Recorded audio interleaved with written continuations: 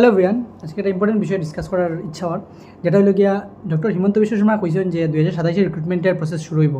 তো আমরা যারা নিরাশ হতাশ হইয়া ডিপ্রেশনের গাড়িতে উঠে গেছি, তো তারা লাগে কইলাম যে ডিপ্রেশনে যাওয়ার সময় না, এটা সময় হলো গিয়া 2026 আজকে অগাস্ট মাস চলে। অগাস্ট মাস দেখতে তো যাইব গিয়া, এরপর পূজার মাস।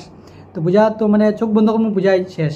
এরপরে দেখবা চটপট আই গেছে ডিসেম্বরের পরে চটপট জানুয়ারি, মানে 2027 অলরেডি আই গেছে। 2027 খুব বেশি দেরি করবো করিয়া মনে হয় না। রিক্রুটমেন্ট প্রসেস নোটিফিকেশন দিয়ে খুব বেশি দিন দেরি করবো করিয়া আই ডোন্ট থিঙ্ক। তো প্রিপারেশনের এই যে সূক্ষ্ম সময়টা, এটা খুব বেশি সময় রয়েছে না, একদম লিমিটেড সময় রয়েছে আমরা যদি অনেস্টলি দেখি। তো এই সূক্ষ্ম সময়টারে আমরা ডিপ্রেশনে না গিয়া, উল্টাপাল্টা চিন্তা না করিয়া পড়াশোনা আর প্র্যাকটিসের মধ্যেই যারা এডিআরই, আসাম পুলিশ আরও বিভিন্ন ডিএইচএস ডিএমই এক্সামের লাগি প্রিপারেশন করলাম, তো তারা প্র্যাকটিস করো, খুব বেশি প্র্যাকটিস করো। প্র্যাকটিসের লেভেলটা এমনভাবে নিয়ে যাও এক্সাম যেমন ডিএইচএস, এডিআরই, আসাম পুলিশ, এগুলো সব কিছু এক্সাম একসঙ্গে কভার হয়, কারণ মোরলেস সিলেবাস প্রায় একই থাকে। তো all the best for your upcoming exam.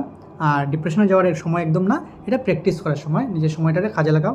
আর আমার গলাটা আর টায়ার্ড ফেসটার কারণে লুকিয়া যে আমি একটা ব্যাচ পড়াই আইছি, তো একটু টায়ার্ড ফেসের মধ্যে আই গেছে। So tata, bye bye, take care of your health of course, আর পড়াশোনাটা জারি রাখো।